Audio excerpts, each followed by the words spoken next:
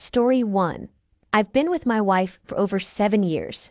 7 years of shared dreams, laughter, and the occasional argument over who left the dishes in the sink. But lately, things felt off. Every evening she'd come home from work, looking drained, always too tired for any intimacy or even a simple chat. Work's been hectic. She'd say, brushing off my attempts to reconnect. You know how it is with the new project and my boss piling on the pressure. But something didn't add up. A gut feeling. An intuition, call it what you will. So I did a little digging. Turns out she'd been clocking out at least 30 minutes after her colleagues every single day. Now, I'm no Sherlock.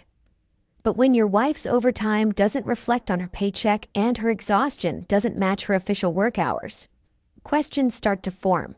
Here I am, sharing this on Reddit. Not for pity, but to looking for help. I figure it out. How would you behave in my situation? I am thinking to go to talk with her boss, but I'm scared to make a mess with her job. Update. After sharing my initial doubts and suspicions here, I took the bold step of confronting the very source of my unease. My wife's boss. I needed answers, and I felt that speaking to him directly might shed some light on the situation. I walked into the office, and after introducing myself, I asked for a few minutes of his time.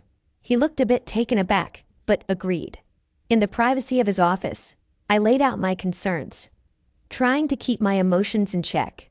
After a moment of silence, he looked me straight in the eyes and said, "Yes, we've been intimate after work."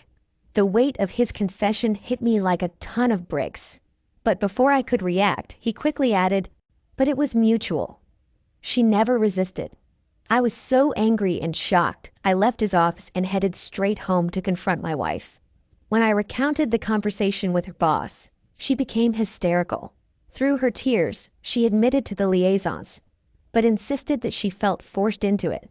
She described how he would corner her, use his position of power over her, and how she felt trapped, fearing for her job and our livelihood. The revelation has left me reeling. I am deep concerned for her. We have a lot to work through, and trust needs to be rebuilt. But right now, my primary concern is supporting my wife and ensuring she's safe. Final update. It's been a whirlwind since my last update.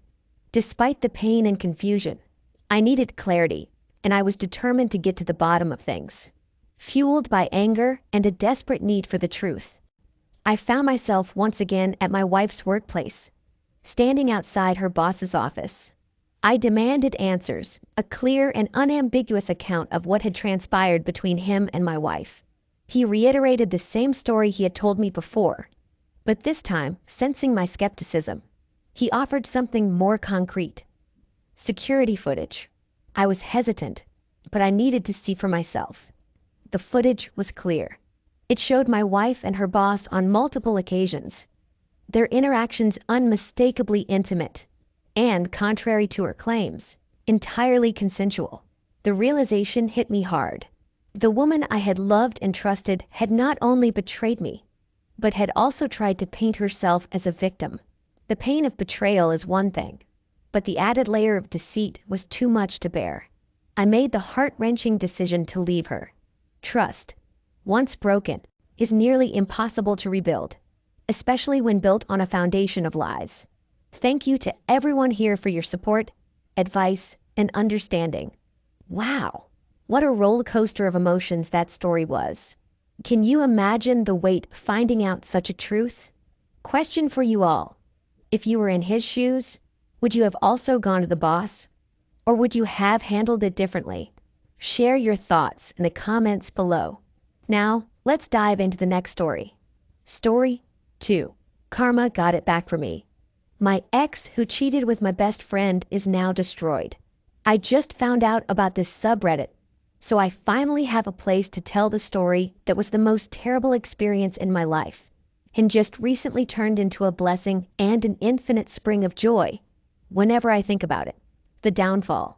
I used to date this girl from when I was 19 until I was 21, and we were getting very serious. One day, I found out someone had gifted her a rose, to which I thought nothing of. But she started having a more of a private life, hiding her phone, telling me not to say I love her so frequently, going out almost every night with girls and asking me not to come to the same club or restaurant. Well, one night I decided to pass by the bar she was at and saw her with another dude. This is how I ended our relationship and never spoke to her again. This left a huge mark on me, and I was never able to love this hard another girl. Now, we fast forward 4 years from the breakup, which comes to about 2 years back from today's time. This is where my group of 5 childhood best friends come into play. We are all the same age and know each other since we were 7. One day, a friend of this group messages a MILF nail artist from town who is 19 years older than us and has a 15-year-old daughter. The MILF's name immediately rings a bell in my head, as I remember she is the same nail artist my ex-GF used to go to every month. To keep it short, nail artist and my ex-GF have become very good friends throughout the years. My friend has the MILF hanging out in our group behind my back, and one time I don't get invited to a party where the MILF's +1 is my ex-girlfriend. This is when I quit my friends group and lost all my friends. I am left alone and betrayed by the same people I grew up with, and we even worked together on the same business. So anyway, with my departure of the group, another one of my best friends decides to date my ex. This is how their friends group gets tangled like pig intestines. The culmination, and we now come to present time. During all those years, my mother stays a very good friend with the mother of the friend who started dating the MILF. This is how I got all my info on what happened further in their little shit group throughout this time. Turns out my friend got married to the MILF 6 months ago. He is 27 and she is 46.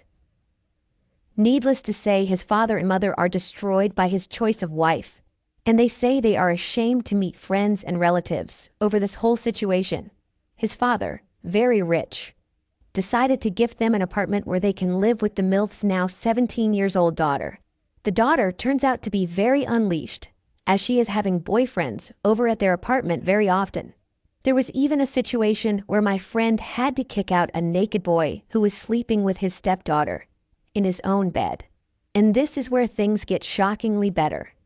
Remember my ex-GE, who dated another one of my best friends?